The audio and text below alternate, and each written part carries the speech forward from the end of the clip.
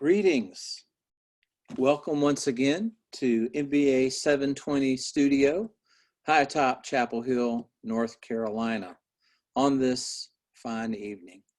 Once again, I'm your excellent host, Professor Al Seegers, and you are here in MBA 720.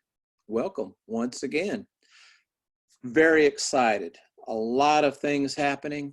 A lot of good things ahead for us in this class. We're shifting gears. So the first part of the class, we looked at technologies. We looked at everything from nanotechnology to robotics, all the way to machine learning, 3D printing, pervasive computing, mesh networking, so many things that we talked about, so many things that we covered. Impossible to cover everything completely. There's just not enough time, but we covered enough, and we covered the greatest hits. Gives you some idea about what is happening out there. In this part of the course, we turn away from the technologies to the companies that invent these marvelous things. How do they do it? How do they come up with ideas? What is their process?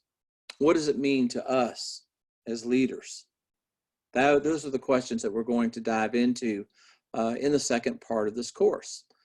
There are amazing organizations out there.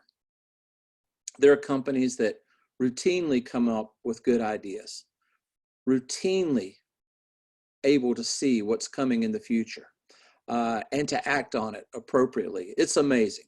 And it's been my privilege. It's been just, to me, an extraordinary experience to be able to work with some of these companies. And in fact, years ago, I had a couple of executives that asked me about my experiences. And basically what they wanted to know was, what is it about these companies that makes them so special? How do they come up with ideas? How do they do the impossible? How are they able to persevere?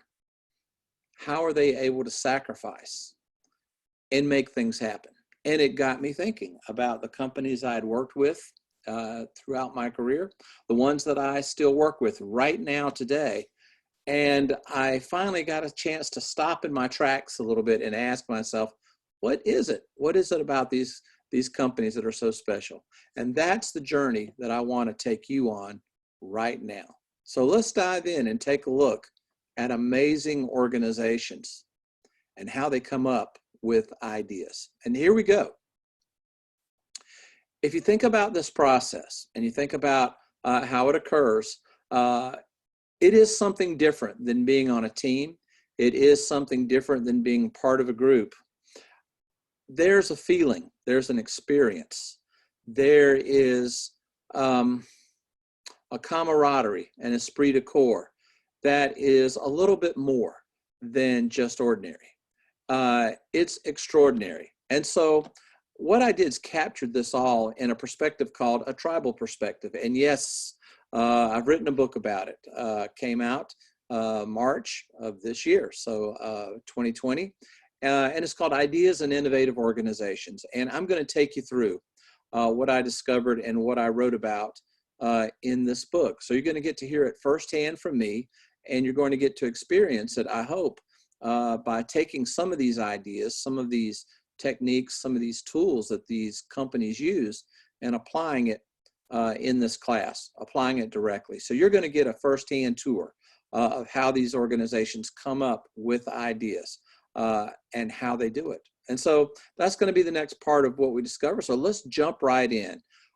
Who are these super organizations, and how do they accomplish the extraordinary? So let me just sort of take you through a tour of the organizations that I have worked with and others that I researched as part of the book.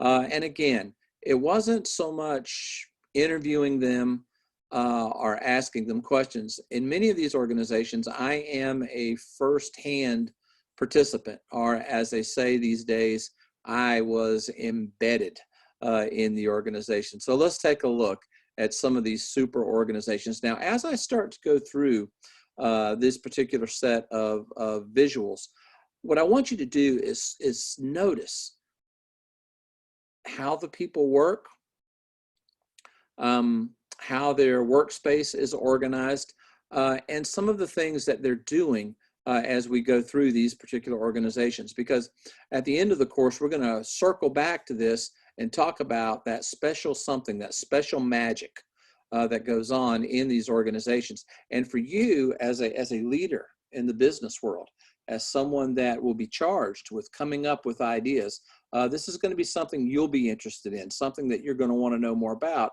and something that you're going to want to lead. Believe me, there's nothing that I find more satisfying, nothing that I find more exciting than being a part of an innovative initiative, something that is perhaps going to change the way the world views something. And it was a privilege of mine to be able to do that early in my career with Apple, and to continue that with some of the organizations that you see here. So let's go and take a look at some of them. These are some of the best organizations in the world. They routinely come up with super ideas. Number one, Berkeley Lab. Yes, out of the University of California, Berkeley is Berkeley Lab. Lawrence Laboratories, as it's also known, is an incredible place of innovation. One of the things that was really interesting about this is the founder, Ernest Lawrence, who was a physicist at UC Berkeley, really came up with this idea of the team science concept. And what they do is they really bring a lot of diversity, a lot of different viewpoints to inspire very, very innovative solutions. And it works. So these are some of the photographs that I took on my visits to Berkeley Lab. I still do some work with them through the work that I do with DARPA, and you'll see who DARPA, D-A-R-P-A, is in a slide or two down the road here. But really incredibly innovative. They invent a lot of things, very much a team-oriented organization, and the culture there is absolutely inspiring, to say the least. We talked about them, and now you see them again. The Event Horizon Telescope. This is one of my favorite projects. This is a combined project between Harvard and MIT. And as you saw earlier in the machine learning block, the goal here is to really try to take a photograph of the center of our galaxy, of the Milky Way. They accomplished this in April of 2019. An incredible feat. But what's more special about this to me is to understand how they work, how they come up with ideas, some of the tools and techniques that they use in trying to solve what for many, many years seemed like an insurmountable problem. They were able to do it. The New Horizons Project. This is an incredible project from NASA. And basically they're trying to study and photograph the Kuiper Belt, which is where Pluto is. Again, take a look at some of the photographs here, the teamwork, the camaraderie, in the lower right-hand picture there. A very interesting picture of me taking a picture of them taking a picture. What's interesting about this, if you see right there in the middle of the photograph, those are members of the rock band Styx, who were there to visit the project and there to play a impromptu acoustic concert for the team. An amazing organization. So this is part of NASA and an amazing project. Here's one of my favorites. I've worked with Disney for many, many years. This is the Imagineering Group. A lot of people mistake the Imagineering Group of being part of Disney Studios and part of Pixar. Not true. The Imagineering Group actually works in park operations. So they're the ones that create the parks. They created Edge of the Galaxy, Avatar, back in the earlier days, the Haunted Mansion. So the Disney parks, from hotels, hospitality through attractions, are part of the Imagineering organization. The way they work is incredible. Notice here, and all of the photographs, the way that they work, particularly on the left-hand side here. Take a look at all the photographs on the boards behind them, the models on the table, the informal meeting rooms that they have. You're going to see this as a theme throughout all the organizations that we talk about here in this section. DARPA, there's DARPA, the Defense Advanced Research Projects Agency, and la-di-da, there you might see a familiar face. This is an organization that I've worked with for almost 20 years. And this is basically the research and development organization of the United States Department of Defense. A lot of robotics technologies, a lot of visualization technologies. If you'll take a look on the right-hand side there, you can see me photographed with the person that actually invented fingerprint recognition. That was done at Research Triangle Institute, part of a DARPA project.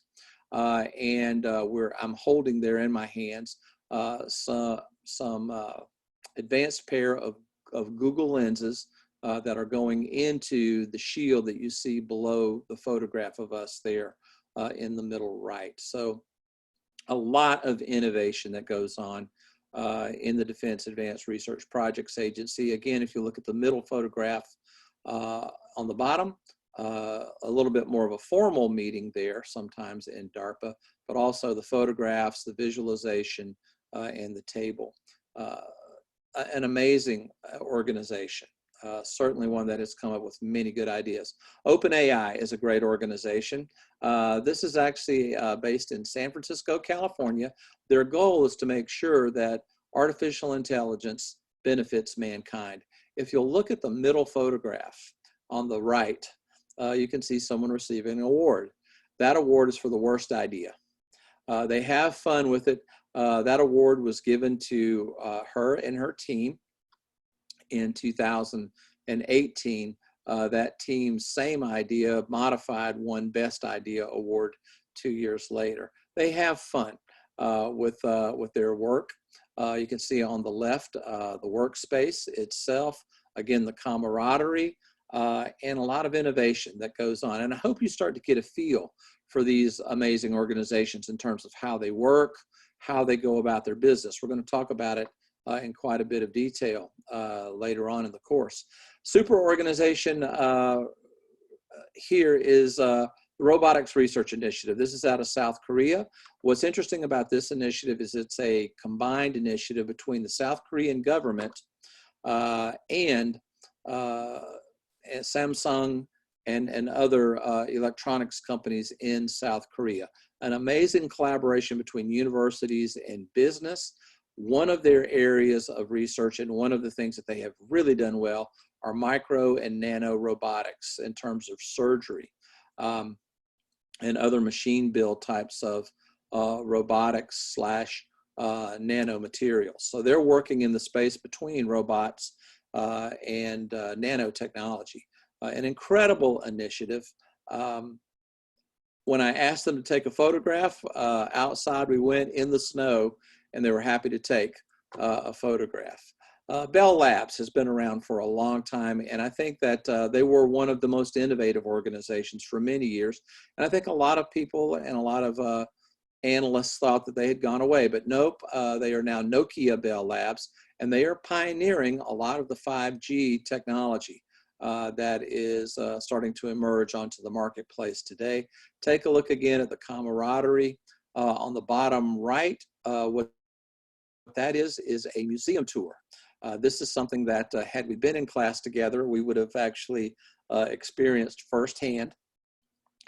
The main message here is they never present formally with PowerPoints and with everyone sitting listening to a speaker. It's never done that way. It's always done in small groups so that everyone can participate. You're going to see this again when we get to Xerox PARC in just a little while. This is a very powerful and a very common technique among super organizations. And here we go, Xerox PARC. Take a look at the bottom right photograph. Again, the museum tour. Xerox PARC is a renowned research and innovation company. They have invented everything from what you see is what you get technology. Every time you bold a word in Microsoft Word, that was a Xerox PARC technology. They're now working very heavily in medical sciences and in devices around medical technology. An interesting photograph that I took here at the top left there, when teams work, they will put their work on a common board and they will invite non-team members, other people from other organizations to come by and take a look at their work and give them ideas. So their work's never done in secret, it's done in the open. And it was really interesting to capture this photograph of this engineer contemplating and sort of reviewing what another team had done. One of the lead researchers that is working between Park and Kaiser Permanente is on the far right there. I asked him if I could get a photograph of him, and he laid on the table, as you see there, and struck that pose. It took me aback a little bit, but it just shows you the kind of fun that they have there in the organization. The Moonshot Factory, we talked about them a little bit. You saw some of their work in quantum computing. These are the projects that Google sponsors that are what they call REACH projects. Everything from using nanotechnology for battery storage all the way to quantum computing to robotics. You can see at the top right, this is a robot that actually tools around the Moonshot Factory at Google. It does have face recognition. It will recognize you and greet you. It was very odd to have the robot approach me and welcome me. It said, "Dr. Seegers, welcome to Google Moonshot Factory. We hope you have a good day." It was amazing. I saw the same robot later on in the day, and the robot asked me how my day was going. It's really interesting to be around this type of technology, this type of workspace. And again, if you see here, very innovative workspace, very, the only word I can think of, and I know it's a dated word, but just forgive me, it's just cool. It's just very cool. You get a great vibe when you walk through these places and you see the work that goes on. And it's really interesting. The work I do with DARPA, we actually have some projects that are part of the Moonshot Factory portfolio. So these are projects that we've contracted to Google on behalf of Department of Defense to work on. So you do see a lot of cross collaboration between these organizations. IDEO is famous. It's hard to get through any MBA program without working with IDEO. My first contact with IDEO came in the iPod project years ago. They were the lead designers of iPod. So the idea of the click wheel, the idea of the brick came from IDEO. They were contracted to work on that. They also came up with the first concept for a computer mouse. That was done for the old Macintosh SEs way back in the day. They are an incredible organization. They're working with Kaiser Permanente now on projects in the medical field. One of their most interesting projects is something that's a little bit morbid, but it's something important, and it is death with dignity. The process of passing on beyond the boundaries here of our life into the next life. And what they've done is actually worked with hospitals, with hospice care providers to work on that process. And it's a major project. And it was something that I had some involvement with about 3 years ago. Not that I was dying or anything, not yet anyway, but it was being part of that team to develop that process. They work on everything from entrepreneurship in developing countries all the way to advanced medical technology. They have a great process. Team process, you can see the photograph of them working together. Again, lots of photographs. And what I hope you're starting to see here is the importance of visualization in the innovation process. The importance of breaking down barriers between people so that people can freely talk and freely contribute ideas. And camaraderie, fun, These things really start to become part of this as you start to see these photographs in these organizations. The Broad Institute, you have seen this before. This is Jennifer Doudna and MIT, along with Cal Berkeley, but Broad Institute at MIT and Harvard is really pioneering the CRISPR-Cas9 and DNA editing. It's really interesting. There was a photograph, a Valentine that was sent around. I had to capture it. Dear Valentine, you're gorgeous, down to the atomic level. We checked.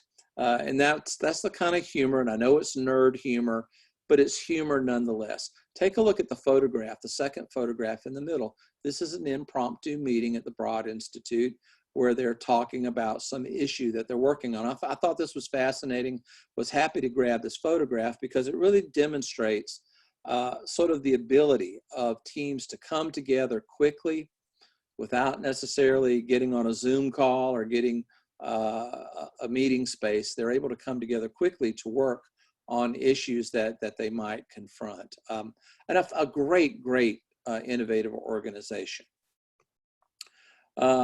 Mangalyaan, this is from India, an amazing project. The Indian Space Research Organization, and this is ISRO, they were able to park a satellite, a space probe in orbit around Mars on the first try. And they were able to do it at 1/3 the cost that it takes NASA to park deep space probes around planets. They have taken some of the best photographs of the planet that we have to date. One of the things that's really interesting, if you take a look at the top right photograph, the project was really driven and certainly owes a lot of its success to female Indian engineers. Absolutely incredible what they were able to do. And I think it was because they were able to rethink the process of launching a satellite into space, to think about how that occurs and maybe to improve upon it. I think there's a lot to be gained sometimes from working from a clean slate. And here you can really see how it changed things. And now that model is something that NASA and other organizations that are pioneering space exploration are looking to them for innovative ideas. An incredible story, an incredible project. This is one that could not be more relevant right now. The Center for Disease Control. So when I was working on the book, they were one of the organizations that I thought was a super organization, simply because they take care of a lot of things in public health and you never hear about it. But they do it routinely, they do it effectively, and sometimes they do it on shoestring budgets. It's amazing how resourceful the Center for Disease Control can be. Certainly right now, they are on the forefront of the COVID-19 pandemic. It's a tricky problem. It is a problem that I think the CDC will be able to get their arms around. That they rarely miss. They're very good at what they do. Take a look at the bottom left-hand photograph. When they are successful in one of their projects, they have a demasking day where they go out and throw the masks in the air. And I'm told by the contacts that I have there, they're anxiously looking forward to that day in the current pandemic that we're experiencing. So just a super organization, and very serendipitous that they were part of the book and part of the research project that I did here. The way they work, the way they do things is absolutely amazing. This is my favorite, I have to say. Of all the organizations that I was able to study, the Children's Television Workshop, which is now Sesame Workshop, completely revolutionized children's television. In fact, they revolutionized entertainment. They're still active. They still produce cutting-edge shows. They changed television. They absolutely revolutionized it.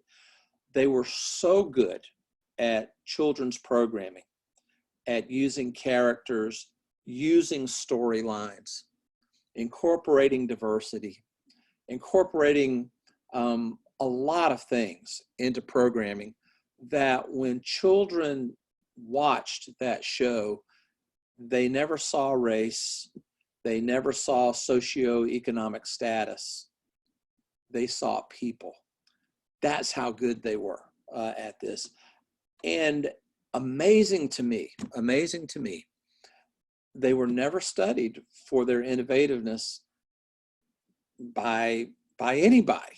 It was just amazing. So when I visited Sesame Workshop and started talking to them and telling them about the book and what I was doing, they were amazed. No one had really talked to them about their innovation process, how they do things. And to me, it's one of the shortcomings, I think, of some of the things we do in MBA teaching, some of the things that we do in business schools. We only look to businesses.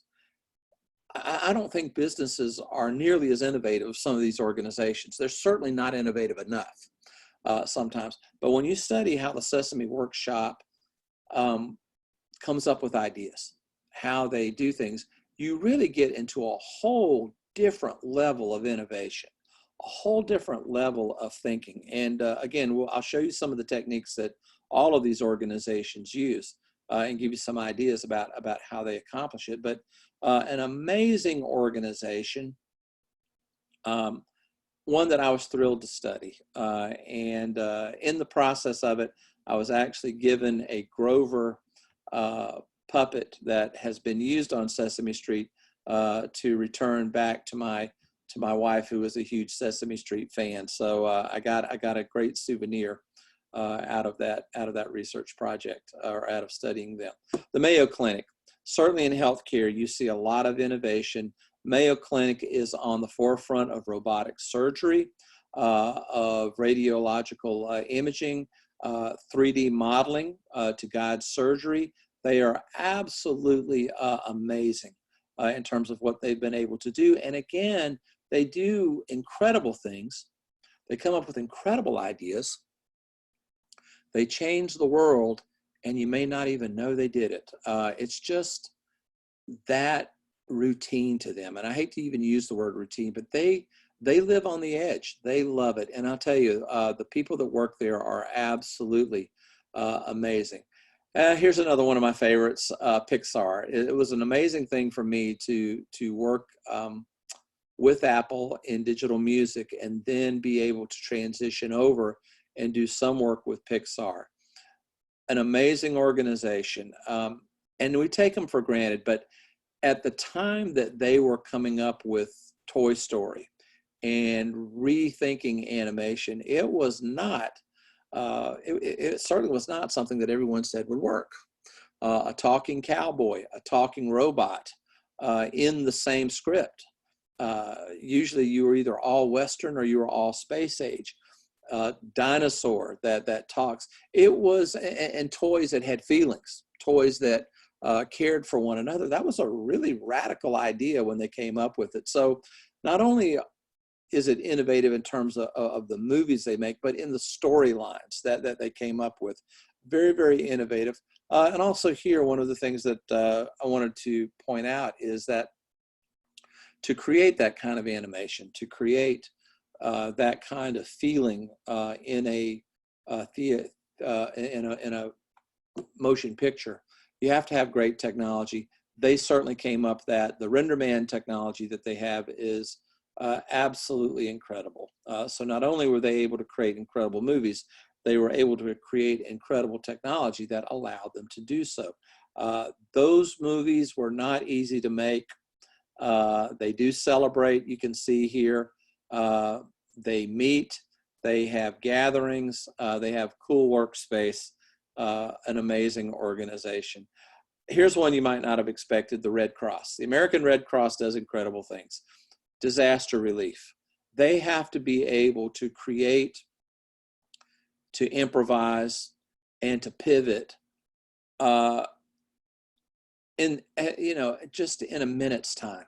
They really have to be able to understand what has happened in an area of disaster organize, create supply chain, get boots on the ground, and be ready to help at a moment's notice. Imagine being in an organization like that. And one of the things that I've certainly learned, as a result of the pandemic and what's going on right now in today's world, is the lost art of improvisation and being able to pivot. In fact, several of the businesses that I'm talking to these days, and certainly a lot of the conversations that we're having at DARPA and Disney and other places, because we're still working, we're still Zooming quite a bit, is the idea of being able to improvise when things get rough, when things change,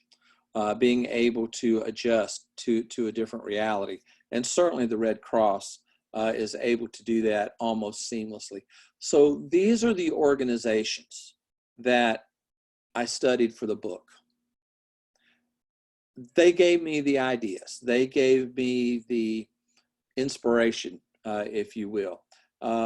Of these, I've certainly been embedded very deeply in at least 1, 2, 3, 4 of them, and others certainly by association. So as far as a random sample of organizations, absolutely not. These are organizations, though, that everyone who is in the world of innovation would agree are absolutely incredible. So there are the organizations. What about the magic? How do they do it? And this is going to be what we talk about in the remainder of the course. There are three aspects of innovation that you find in every one of these organizations. The first is process. They have well-instituted, well-organized, recognizable processes. This really goes against the grain of a lot of what I would call innovation evangelists out there. And it's interesting to me, having worked in the field, to hear motivational speakers talk about innovation. They'll talk about that you need creative people, you need artists, you need poets, you need all of these creative people to augment business people that tend to be a little bit stuck in the mud. And it's just not true. It's just not true. Interestingly enough, at Apple, most of the greater majority of the workforce are engineering background. Now, you certainly have accountants because you got to get paid, and you have marketing people that are creative and think in different ways. But really, the majority of a company like Apple are engineers, and they're very process oriented. I can tell you that from practical experience. Very process oriented. There were methods, there are techniques, there are ways of working, and it's all based on data. That there's very little guessing. I'll have to say that you just basically work the data and you let it reveal to you what it reveals to you. Even unwelcome knowledge is knowledge, but you have to let it reveal to you what is going on out there, what might be going on, and then you take that data or those insights and you add to it. And I think that's where the innovation comes, but it's through process. And I'm going to take you through this. They have outcomes, good ideas, technologies, new businesses. But I want to point out one of the things that's really interesting in their outcomes. These organizations work for the greater good. One of the problems that I always had with business school education, and to this day I have the issue, is it was always profit, profit, profit. And I'm for profit, don't get me wrong.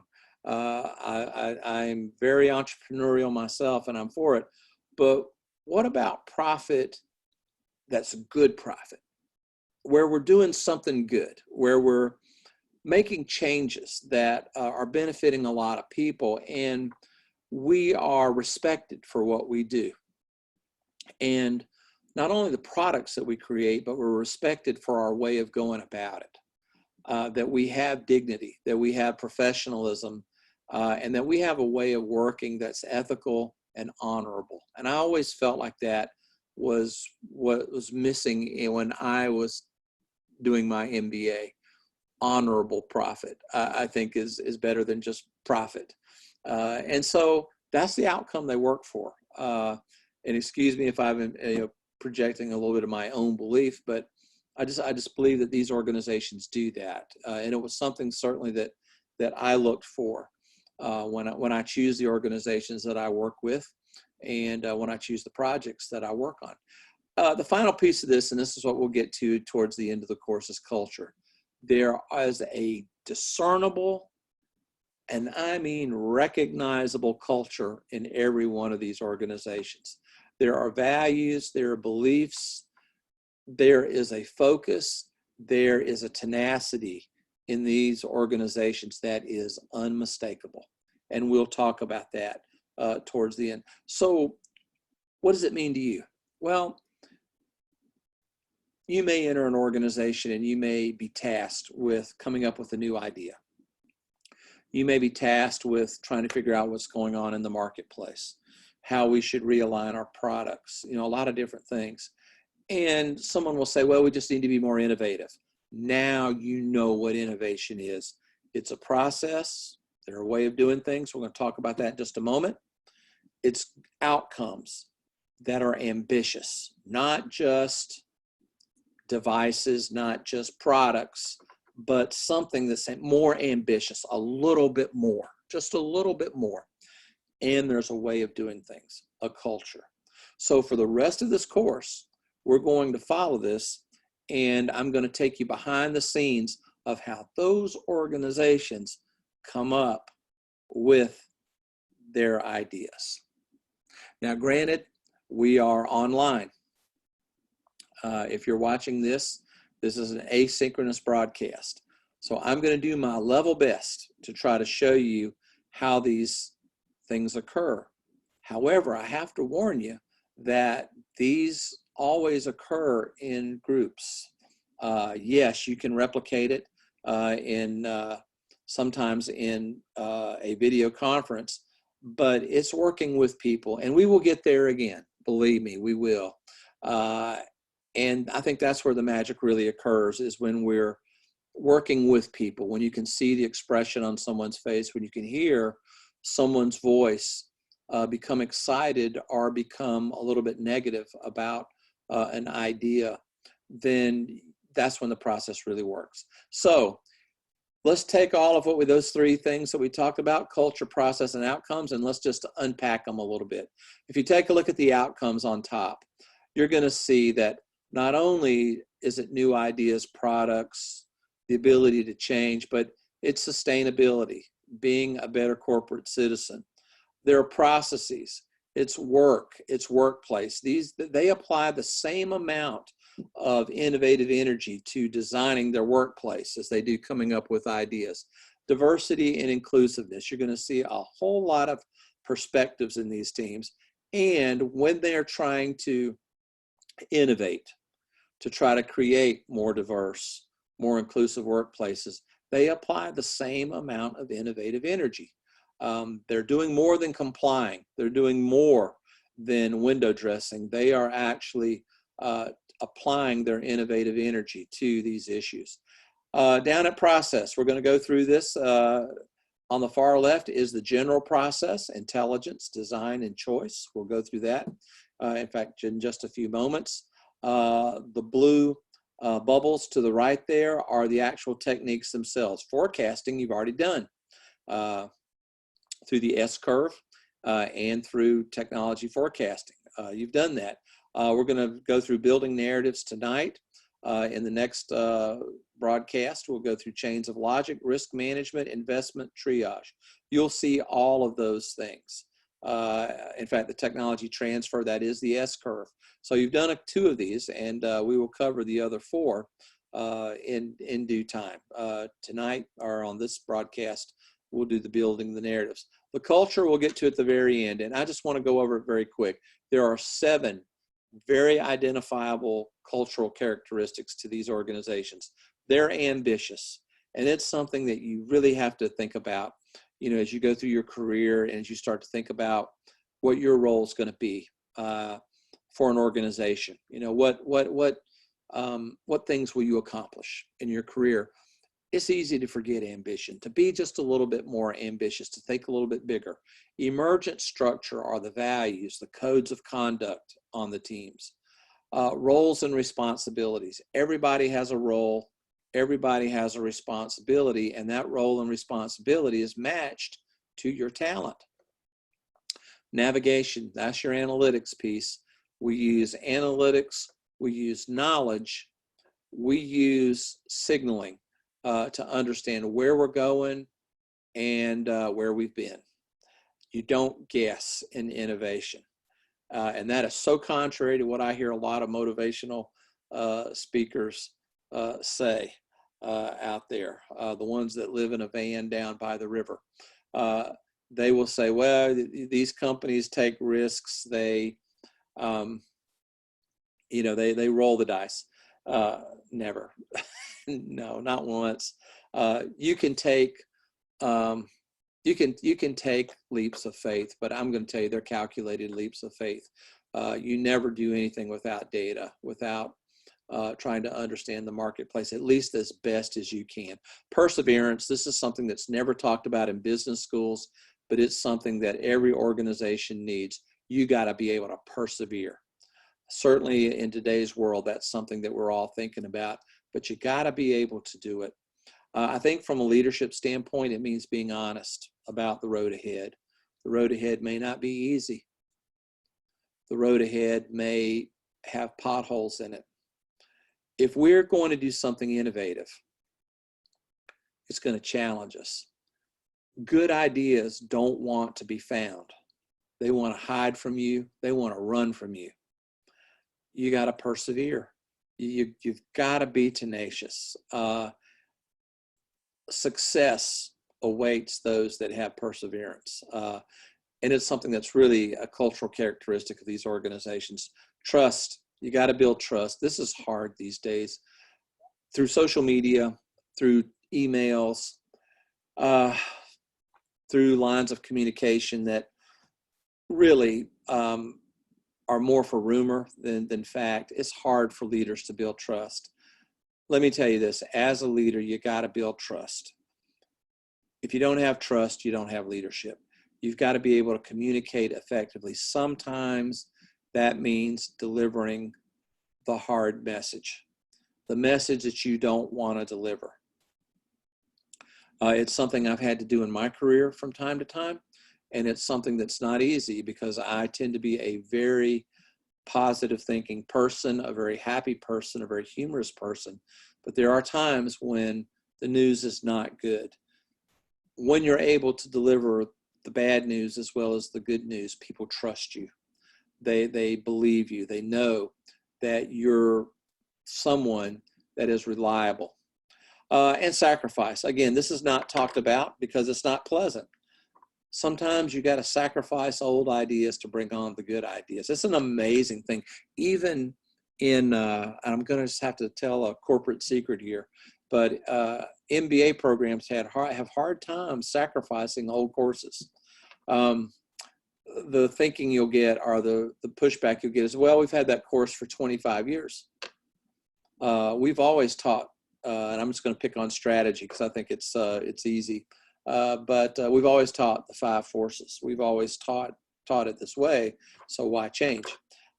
Maybe sometimes you shouldn't change, but just because you taught it for 25 years doesn't mean you can't look forward and find something different and something better. But to do that, you have to sacrifice the old to bring on the new course or the new way of thinking. But sacrifice is tough. If you can become good at sacrifice, meaning that you're able to turn off the product that's not selling well, to vote it off the island in order to make room for the new product, the new marketplace, you will be a very, very successful leader. It's hard to do. I would say sacrifice is the hardest aspect of it. But in the organizations that I just outlined, they have no problem with it. They have no problem with it whatsoever. So what we're going to do next is we're going to jump into the process piece of it. And I'm going to talk about intelligence, design, and choice. And we're going to talk about building narratives. away we go. If you think about the larger process of innovation, it really has three parts. Now, here's your technique, if you will. If you go into any organization, you can predict how innovative or non-innovative they will be by understanding how they do these three things. Intelligence is an organization's ability to gather, organize, and share data, knowledge, and know-how. The problem here is that organizations will tend to gather only the intelligence that makes them look good. You discount the intelligence and the knowledge that makes you look bad. You shoo away unwelcome knowledge. You welcome knowledge that tells you you're doing great. It's really tough, but there are lots of biases in gathering intelligence. And so as an organization, what you have to do, and I'm going to show you a technique in just a moment to help you get there, is you got to be able to understand what intelligence is important, what it's telling us, and these days, you got to be able to filter unwanted intelligence, the stuff that's not helping you. Design. This is something I think that it's an exciting field. This is my field. This is sort of where I cast my identity. Developing a plan or specification for a product, process, or service. You got to be able to design something, and not only design its form factor, what it might look like, be it an iPhone or an iPad. You got to figure out how to build it, and can you build it at a certain cost for a certain period of time? That's not easy to do. It's not easy to do. You can go in and say, well, we want the product to look like this. We want it to do all this and get all these specs. But then you got to build it. You got to find a reliable way to build it. And the quality has got to be there. Quality is just job one. It has to work. It has to work under a lot of different conditions. And again, you can see my bias coming in here, having sort of cut my teeth in the world of Apple. But you got to build it to last. It's got to be durable. And I think the thing that was kind of driven into me, and I'm just passing this on, is something I learned along the way, and I'm sure you will too. But let me talk about it here first. Is the concept of value, the idea that you get a product that has real value, it's quality, and you paid a price that is indicative of that quality.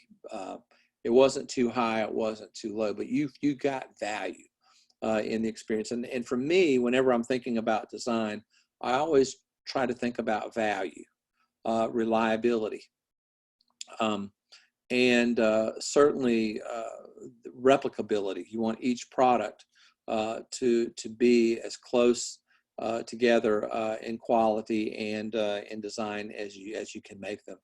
Again, the one that we talked about just a few moments ago, choice, choosing from competing alternatives. The problem here is that if you choose to build one thing, you might have to eliminate something else. So it's very tough sometimes to choose from competing alternatives. Again, back to the university example, rather than do away with a course that's not relevant anymore, you just keep the course and then add another course. But that really starts to drain away the money.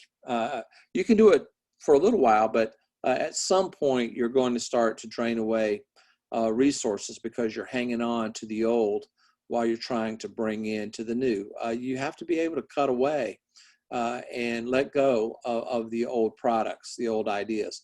That is really, really tough. And I remember when we were, first approaching the music industry about actually in the beginning, a subscription model, then it became, buy as a song model. Certainly there was a lot of resistance in the music business. They had their way of doing things. They had their way of selling music, but it was really going away fast, because once you digitize music and you put it on CDs, you're able to get that CD into a digital device, a laptop or a desktop, then you're able to unbundle that very easily. There was no way to encode those CDs so that you could copy them. I mean, that was easy as pie for a good programmer to unlock that coding.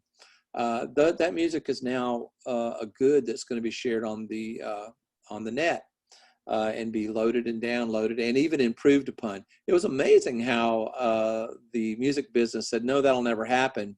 People respect music too much. I don't think they knew their marketplace at all. People wanted to unbundle that. They wanted to create playlists. There was a whole different way of doing things. The music business had to do away with printing albums, with printing CDs, and go to the downloadable type of technology. And they went kicking and screaming, but you really had to do that. You knew it was coming. What was amazing to me was how slowly they got into the marketplace, particularly when the old model was dying. Music was dying. The sales were down. Artists were not innovative in terms of their compositions as they once were, and they didn't want to let it go. So to me, and what one of my supervisors told me, which was really interesting, he said, well, they're going to go down with the Titanic. That's what they're going to do. And I just thought, well, surely not. And luckily, at some point, they came back, but it was a fight. Well, let me go into a technique now. And this is one of my favorite techniques, and it really kind of hits on this idea of intelligence.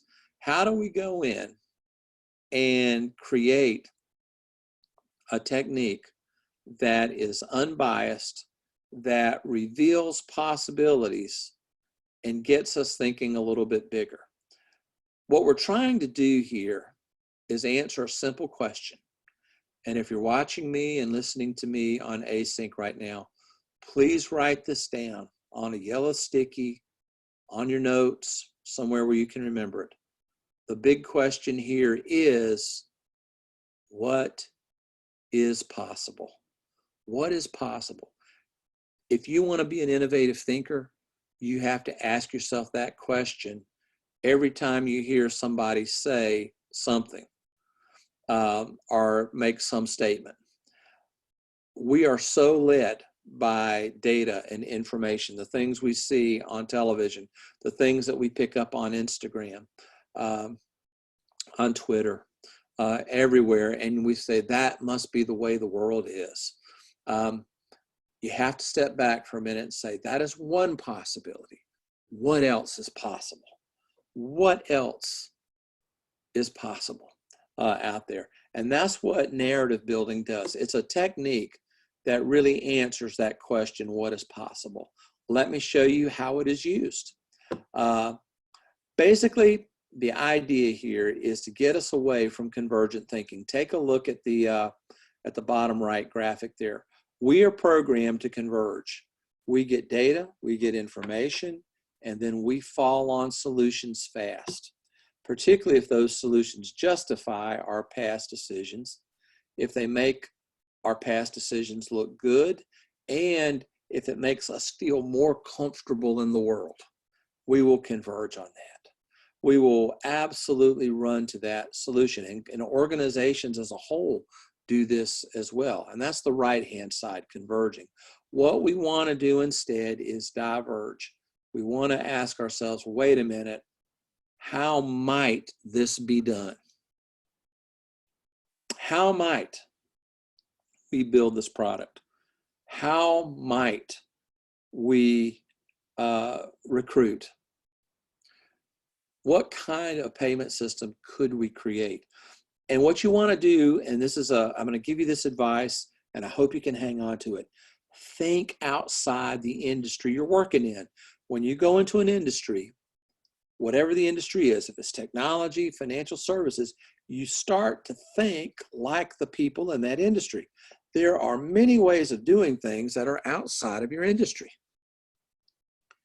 Don't get trapped, and we call that localization, the idea that you localize something. You think only in terms of the industry that you're in.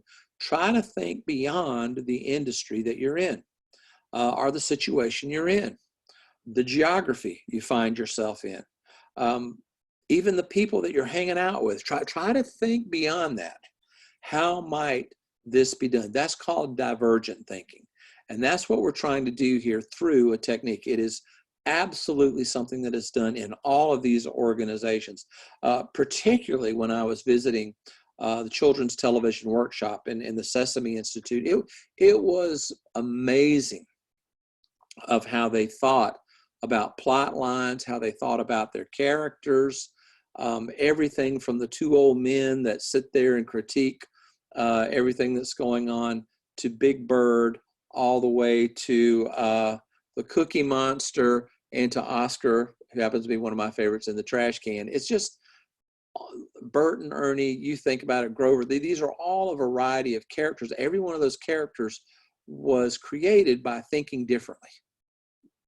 Thinking in terms of divergent thinking. What is possible? What is possible? So let me show you how it works. How it works. My favorite technique, this is one in my consulting business and what I do for Disney, for Apple, and for a lot of companies. This is what I do for them. I will go in and help them build narratives. Now again, narrative building is asking the question, what is possible? Let me get you started on how it works. One of the things that helps us think beyond our industry, think beyond our current situation, our current context, is to use small words to ask big questions. Small words give us so many clues about what is going on and causes us to think a little bit bigger. Now, small words are who, how, where, why, when, what. These types of words. So one of the things to do if you're going to take on this technique, and you have a chance to do it in your projects for this class, start out by saying who, where, when, how. Because when you say who is applicable to a lot of context. How? Applicable to a lot of context. And what it starts to do is unlock the possibilities. Now, how do you build a narrative? Well, do you see these dimensions? First of all, you got to develop a question of interest. Dimension 1 and dimension 2, as you see there in the diagram in the bottom right, that's going to be your who, your how, your what. So those small words go on those red dimensions. Number 1, develop the question of interest, though, before you even get into the who, how. You got to create clarity, challenge assumptions, see things in a new way. We tend to ask small questions. What you want to do is ask a bigger question. And I'm going to show you this. I'm going to give you some examples of this technique, and you'll see exactly how it works. But what's really interesting is you got to gather data to develop the right question. We typically jump in and get the question before we really understand what the question should be. And when you do that, you ask small questions. You want to ask a bigger question. Step number 2, choose 2 broad dimensions that frame possible solution space. That's your who, how, what, when, where. So dimension 1, 2. Dimension 1 might be who.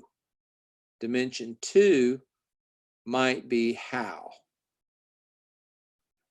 Now, it doesn't have to be that, but you choose those words based on the problem you're trying to solve or the challenge that you're trying to unravel. Make sure that the dimensions aren't closely related. If you can't use who on dimension 1 and who on dimension 2. You use 2 different words. Frame the dimensions as extremes. So take a look at dimension 1 there. We have one extreme of D1, the other extreme of D1. Now, what we could do here, let's just say we were asking the question, how might we recruit new personnel? Dimension 1 might be who we recruit. One extreme of who we recruit could be traditional people, people that we've recruited before, people that seem to fit with our organization. That would be traditional people. There's nothing wrong with that. We're not trying to judge. Again, when you're doing this technique, you try not to judge. The other extreme, and I'm not trying to trick you, would be non-traditional people. Maybe people we've never recruited before. People that might be different. Now, I'm going to give you an example of this. In my group within Keenan Flagler, we're the strategy and entrepreneurship group. We were going to recruit someone. And what was really interesting to me was how everyone in our group wanted to recruit somebody just like us. Went to the same schools, had the same ideas about research, you know, heck, they may have even looked like us. I don't know. It was kind of interesting to see. And I don't think that makes people bad per se. I think what it means though is that you're just comfortable. You know, why do we want to take a risk? But we weren't even considering the other extreme, which would have been non-traditional people in our department. What if we find people that went to a different university, studied different things, had a different perspective? One of the guys that applied for our position, his area of strategy was Formula One racing. I just thought that was unbelievable. I mean, to me, that was way cool. And it was the other extreme. It was non-traditional. He had gone to Bocconi, which was a school that we had not recruited before, from before. And oh, this guy just had very different from us. And it was amazing. I raised my hand and said, why don't we consider, you know, candidates that aren't like us? Why don't we consider candidates that are very, very different? I mean, I think we've got enough of us. There's so many of us, I'm kind of bored. Let's hire somebody else. And I'm just going to have to tell on my department. I was amazed at the reaction I got. It was like, oh my God, you know, is there any way that we can ask him to leave the room? Don't be surprised if you find that reaction in any organization. You tend to migrate toward what you've done in the past. But what you've got to do if you're going to answer the question, what is possible, is extend that dimension. So let's just say, for example, that first dimension is who we recruit. One extreme is traditional, the other is non-traditional. And then we could go to how we recruit them. Again, one extreme might be traditional recruiting. We have them apply to our job ad. We interview them. We decide whether we like them, on and on. Or another extreme might be that we go out and find someone from another university and recruit them here. We perhaps find a different way to recruit. That would be non-traditional. Now, what you get here are four different narratives. Narrative 1, narrative 2, narrative 3, narrative 4. In our recruiting example, traditional people recruited in the traditional way, that's going to be narrative 1, and there's going to be a strong, unbelievable magnetic pull for the organization to try to do narrative 1. You won't believe it. It's because that's the way they typically do things. Now, here's what I want you to see. I know we're far along in this video, but this is really important. The organization's going to they're going to love narrative 1. They're going to want to go there because that's what they've done in the past. But when you do that, look what happens. You leave out narrative 2, narrative 3, narrative 4. You're leaving out 75% of potential space. That's the mistake organizations make. That's the mistake. So again, we talked about this. You want to ask big questions, think outside your immediate context, choose different dimensions. Here's some ideas of how you might anchor those dimensions. Who, where, what, how, when, where. Traditional, non-traditional, centralized, decentralized. You can choose any anchor that you want. What you're trying to do here is demonstrate what is possible. Now, this is a powerful tool if you're trying to influence senior executives and show them what is possible. So that's how you frame the solution space. I'm going to give you some examples in just a minute, real life examples. Then you build your narratives. Now, one of the things that I show here is how you might do it in terms of expanding your marketplace. You can have customers, traditional customers, non-traditional customers. Customers traditionally, the traditional customers are the ones who've always bought our products. We know who they are. We know their buying habits. Nothing wrong with that. Non-traditional are customers that perhaps don't buy our products. Perhaps they are non-consumers. They don't buy anything. The products we sell can be traditional, the things that we're familiar with, or they could be non-traditional products that we're not familiar with, but they're becoming more important in the marketplace. Now, one of the things you can see here, and to link it back to what we talked about in technology, certainly with the advent of biotechnology, nanotechnology, and even machine intelligence, pharmaceutical industry is changing rapidly. Now, the pharmaceutical industry has traditional customers. These are people that suffer from the traditional types of ailments. They have their traditional products. These typically treat symptoms of the products. But what you're really starting to see now are non-traditional customers that want to prevent these diseases. And the products they're looking for are actually medicines and technologies that warn them if the disease is about to be prevalent, or perhaps corrects the predisposition for the disease. Interestingly enough, the pharma industry is going to try to lock itself in that traditional grid, because that's where they've made their money. That's where they're most comfortable. So the story goes that innovative companies and startups might be the ones that move out of that traditional space. And we're going to see in a little bit, that's your theory of disruptive innovation. The innovative company pioneers that new space when traditional companies can't do it. But the thing I want you to see here is how easy it is to get locked into only searching for 25% of available space. It's amazing. Happens to many organizations. So let's go in and take a quick look at some examples. So these are real life examples, projects that I have worked on and been involved with. Number one, Disney. Now, Disney is a great company.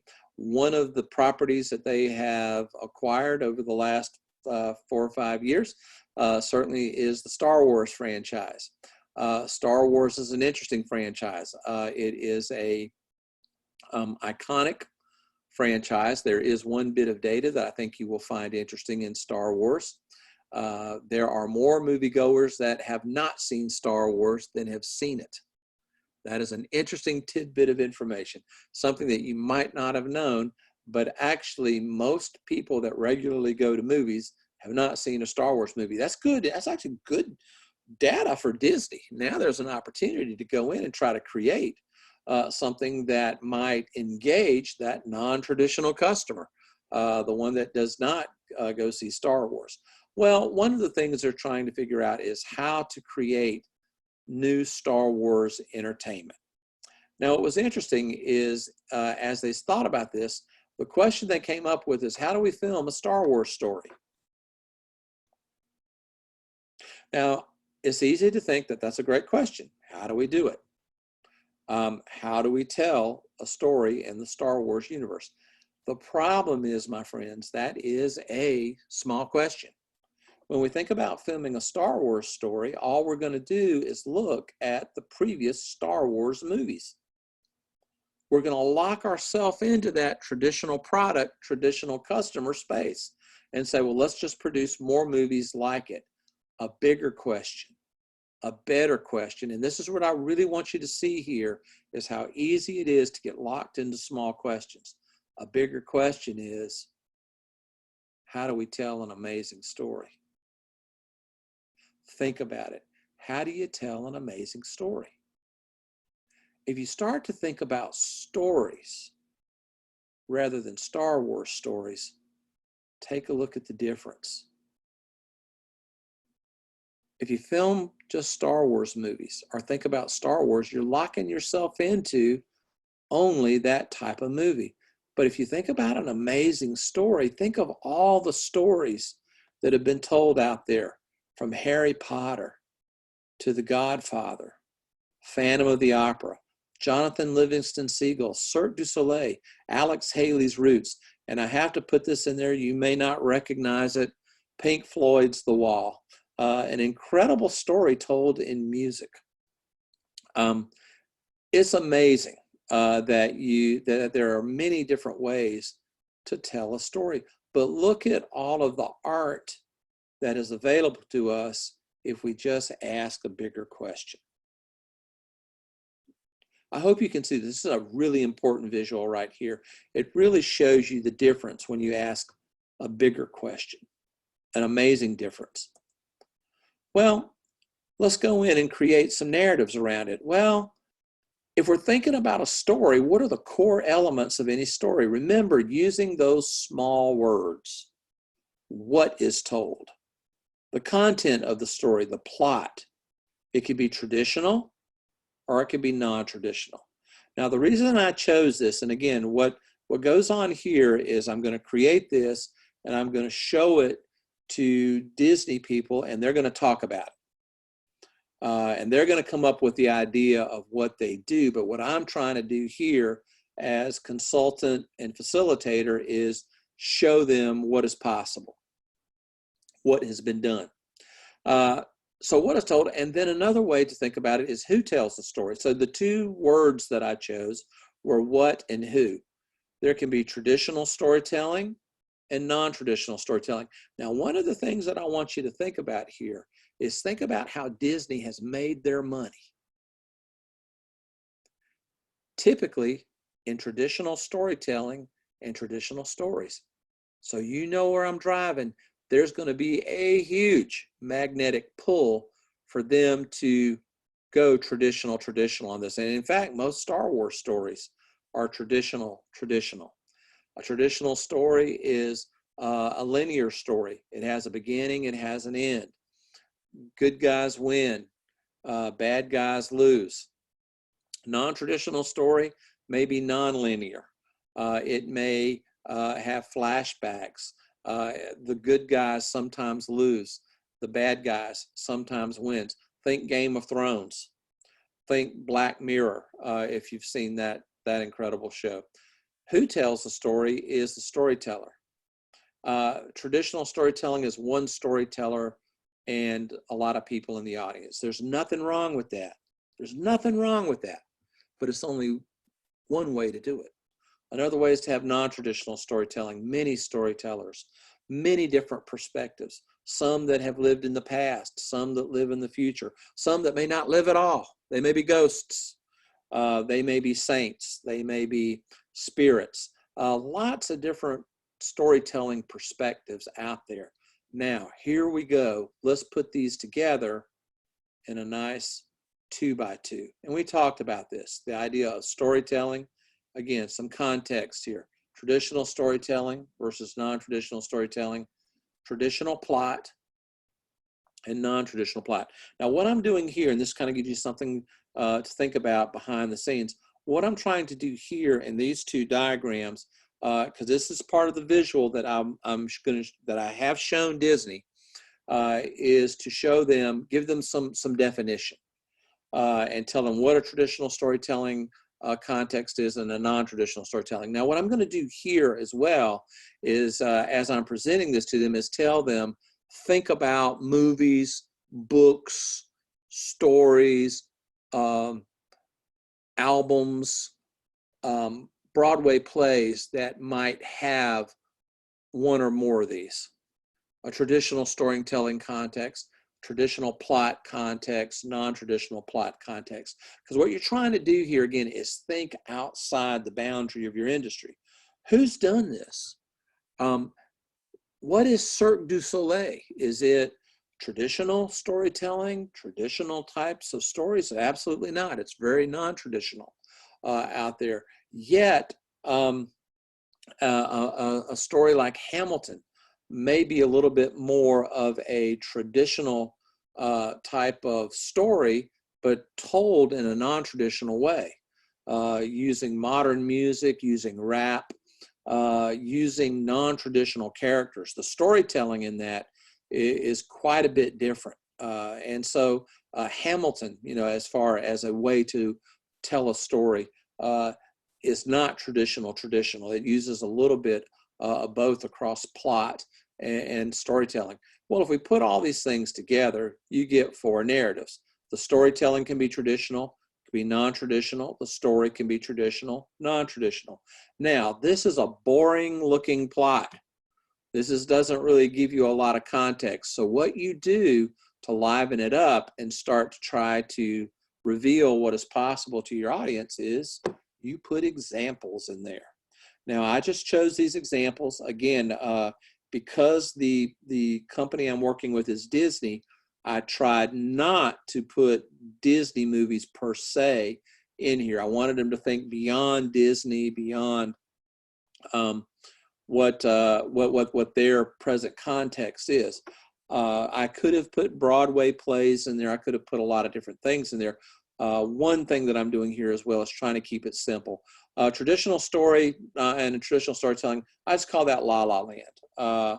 Contemporary movie, it was something that they had, at the time that I was presenting this to them, it was a very current movie. Boy meets girl, girl meets boy. They sing, they dance. I think it kind of ends. It does certainly not, in a happy ever after couple, but it's a feel-good type of movie. It's not the brand of movie I like the most, but it kind of goes with the theme. Almost anything Disney has done traditionally fits La La Land, from Cinderella to Toy Story, from Pixar, all the way through. There's nothing wrong with it. There's nothing wrong with it, and that might be the way to go. But it's only 1/4 of possibilities. That's what I really want you to see here. 1/4. Sixth Sense, non-traditional story, but told fairly traditionally. The psychologist is treating a boy who believes he can see dead people.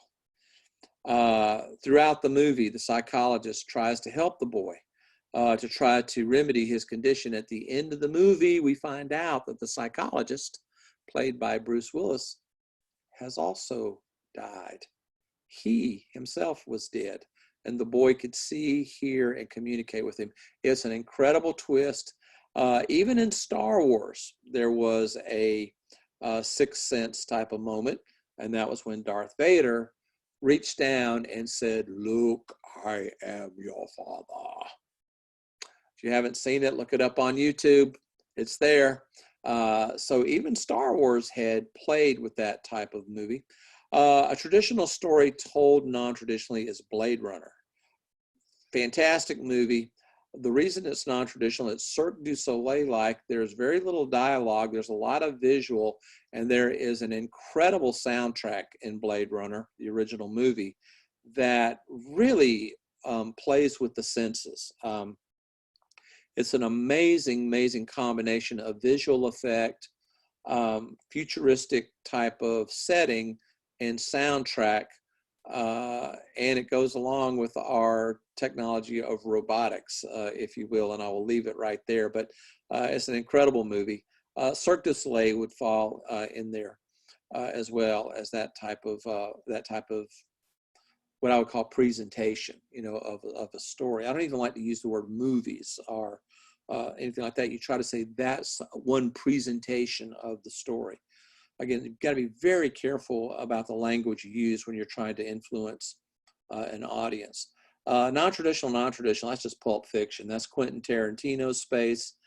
I would say that's Black Mirror space. In fact, anything to the right on this grid is Hulu, HBO, and Netflix space. I'm trying to think. Where would I put Tiger King now that we're thinking about it? I would probably say that that is traditional storytelling, but a very non-traditional story, at the very least. I think that's being kind. So anything Netflix like or HBO like, they really have pioneered that right-hand space quite a bit. So what you're doing here is trying to give them alternatives. The goal then for the executive team is to think about how they might tell the next Star Wars stories. And these movies are to come, so it's not Mandalorian. These are movies that are yet to come after the rise of Skywalker, and they will not be rooted in the Skywalker story. So we'll see what happens there. I'm not responsible for what they might decide there. My goal and my responsibility to them was just to show them what is possible, and then they work it out. Let me show you one more as we wrap up here. And this is one that I was totally involved in. This is Apple iPod. And this is one that I just took right out of the work that we did years ago on the iPod project. Now, what we were trying to decide here was how to build an Apple iPod. Now, what we did here is we looked at how do you build anything? You know, what is the core elements of a build? Compatibility is something that you think about in the building of almost anything. We can make it compatible with Apple, or we can make it compatible with anything. Up to that point, everything Apple built was only compatible with Apple. There's going to be a strong magnetic pull to the left. Then how we build it. We could insource it or we could outsource it. Up to that point, everything had been insourced at Apple. Now, our job as a team there, when we're starting to think about how you build this, and I was part of the design team on this particular project, was to think a bit broader than what had been done in the past. And really part of that was because the marketplace had changed. It was easier to go out and to contract manufacturing. It was easier to share the component parts of what you might want to build with potential contractors. And standards were starting to prevail in the industry. And those standards are pretty good standards, which started to drift the compatibility issue away from Apple toward anything, and how you built it towards outsourcing, although certainly those gauges would have been to the far left in this diagram for anything that was built prior to an iPod. And in fact, again, not only were we looking at this for iPod, but for iMac as well. So you're kind of opening up the conversation of how you might build different types of equipment out there. If you get into the device build, certainly here again, same standard operating procedure here. You're trying to think about, do we insource it, dominantly? Is this going to be part of what we do? We're going to own all the production. Now, the advantage there, and there are lots of advantages to insourcing, is certainly number one, quality control, protection of intellectual property. Those are a couple of things that I think really start to move the needle toward the insourcing. But as we were finding at the time, outsourcing also had potential upsides. Number one, speed to market. I think that was the thing that really was driving that. And certainly, I'm going to have to say there were component manufacturers that were just as good or better at the time that were starting to emerge in the marketplace. So things had changed from the time that sort of the modus operandi of Apple, had developed around computing. It had changed. And I think this is the adaptability piece. This is the improvisation piece of a very innovative organization.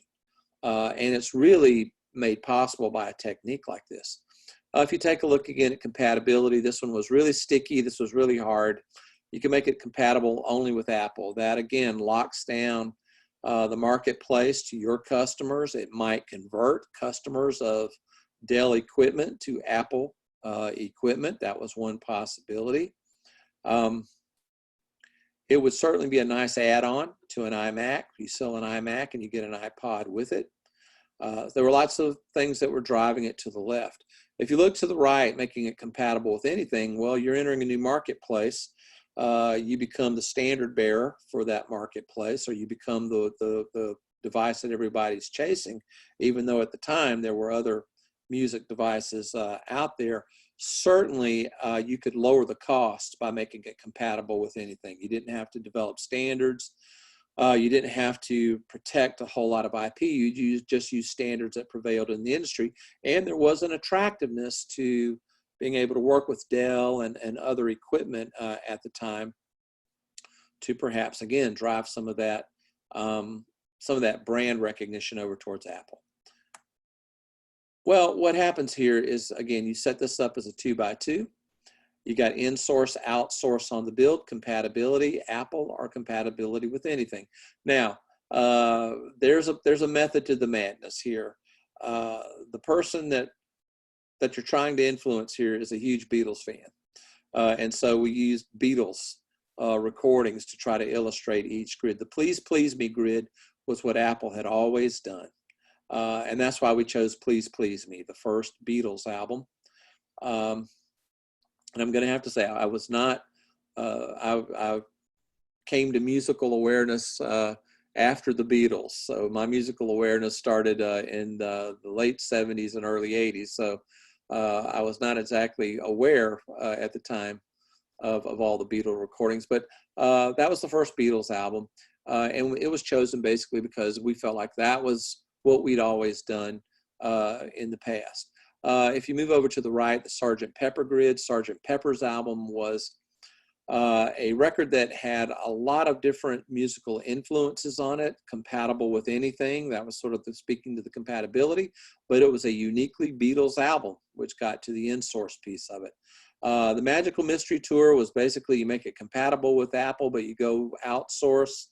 Magical Mystery Tour, because that was going to be quite a feat to be able to do that. But the company that had pioneered grid number 3 was Dell in their desktops.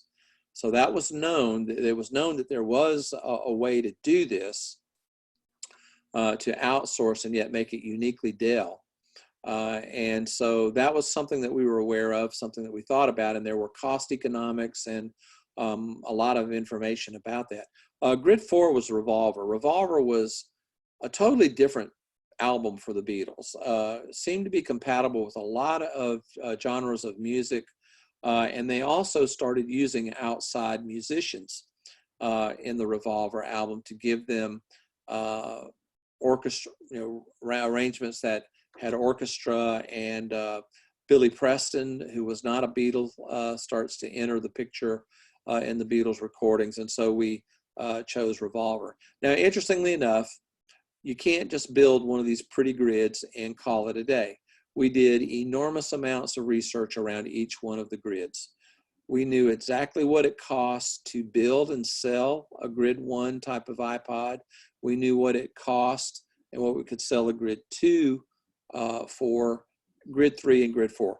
There were, I would say, at least behind each one of these grids, 100 to maybe a lot more, 100 to 150 pages of data, of supply chain information, of production facilities, and that doesn't even count the spreadsheets that were developed for this. This whole thing was put together in a matter of about 6 to 7 weeks, and then presented. The grid that won out based on the data was the Revolver grid, which was a totally different way of doing things at the time. You make it compatible with anything, and you outsource most of the build. Let me show you the supply chain that was developed for that particular build. Here it is. Inventec was going to be the lead manufacturer. They're out of Taiwan. Portal Player was going to be the brains. They were going to build the chip. They were going to build sort of the driver of what would become the click wheel of the device. We kept chip manufacturing supervision and quality control stateside. So eSilicon, which is out of Sunnyvale, California, they were going to do supervised chip manufacturing. The semiconductor manufacturing and memory was all going to be done Asia Pacific. TSMC out of Taiwan would give us the semiconductor factories, access to factories. Synaptics out of San Jose was going to produce some component parts. Toshiba at the time was going to produce the spinning disk drive with a promise of taking the product to flash drive as quickly as possible. So that was the initial supply chain. The way the logistics worked on that is you had Asia Pacific manufacturing. You put the ships on container out of Shanghai to the Aleutians all the way to Alaska, where they were warehoused. From Alaska, either air or rail to Seattle, air or rail, whatever was better and cheaper. Distribution from Seattle south to California, Seattle west through Kansas City and to the East Coast. with options on on those transportation contracts to change vis-a-vis energy prices. Now, let me tell you this. The reason I tell you this, there's as much innovation that goes into this diagram as there does into the design of the click wheel. I mean, you got to really be able to design a supply chain and be very innovative about it. So again, there were other narrative building exercises that went into different supply chain, different transportation types of alternatives. And all of that is watched very, very carefully. Should your transportation strategy, if you will, our network change, that was immediately known, and then you would improvise, or you would pivot and try to find a different transportation strategy. But the manufacturing piece of it, what you see here in Ventec all the way through, has to stay pretty constant, because you've got to develop contracts with these particular manufacturers. So TSMC, they're going to sell you capacity in their factories, and that's contracted capacity, which is renegotiated as that contract comes to an end. The problem, I think, there was that not enough capacity was bought into those manufacturing facilities. So when the product did get liftoff and when it did become very, very popular, unfortunately, those contracts had to be renegotiated sooner than you wanted. But the reason I tell you this is that if you're really interested in this, and I think that for me, I wasn't necessarily aware of it until I was neck deep into it with this particular project years ago. It's pretty fascinating. Putting together supply chains and then watching those supply chains change and trying to adjust them and pivot as new conditions warrant. So this gives you a way of thinking about innovation in terms of a technique. So what we saw tonight, man, it was so action-packed. I hope you enjoyed it. I enjoyed every minute of that. That was so much fun. You get an idea about the most innovative organizations. Now, the examples we showed here tonight were Apple and Disney, but for every one of these organizations, all the way to DARPA, to the Mayo Clinic, all the way to the Sesame workshop, they all use this type of technique to reveal what is possible. The next time we meet, we're going to dive into design, how companies design products. We're going to get into analytics, and we're going to get into investment. I hope you enjoyed tonight's broadcast. I hope you took away some interesting insights. Remember the key question: what is possible? Until next time.